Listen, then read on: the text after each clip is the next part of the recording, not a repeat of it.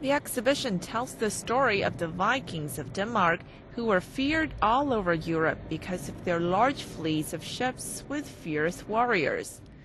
The ship is called Roskilde 6 because it was excavated in Roskilde Fjord in 1996 to 1997, together with several other smaller ships, but it was originally built in Norway, supposedly in the year 1025.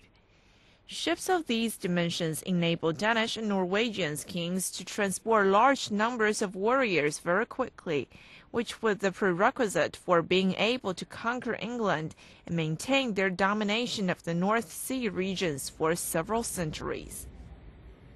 Well, this 37-meter-long ship was definitely a high-class ship, and probably it belonged to a Viking king. We do not know, of course, exactly, but the size of this vessel indicates that this was a royal vessel. In its heydays, it must have carried around 100 men, and those 100 men would have been warriors.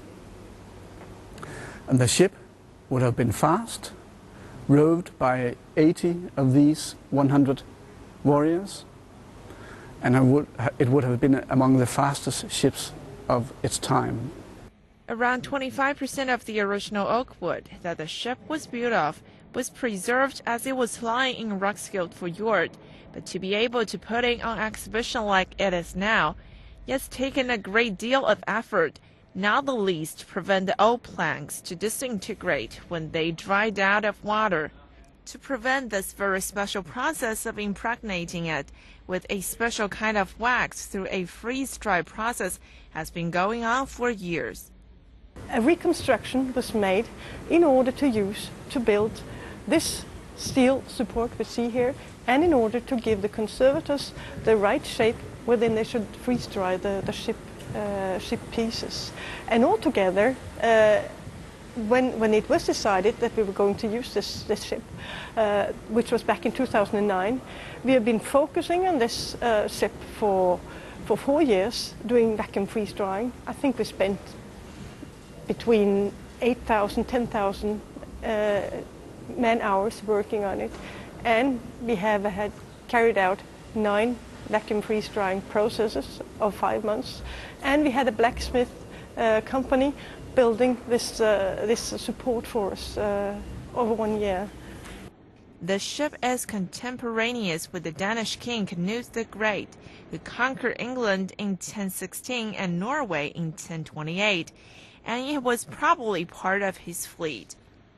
We are in the late Viking period, so this ship would have been part of the fleet.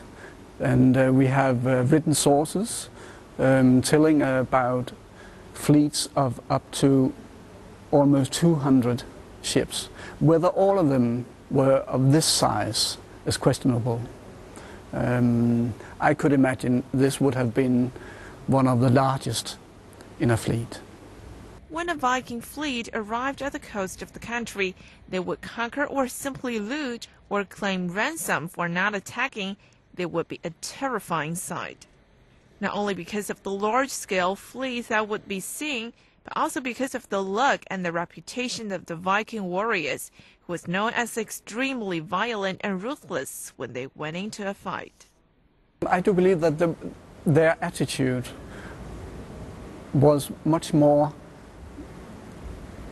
violent than previously expected. In this exhibition we show, for instance, teeth that have been filed horizontally, grooves, for decoration, in order to look frightening. And we know that they had tattoos, they painted their faces, so in everything they must have looked awful and must have struck their enemies with fear.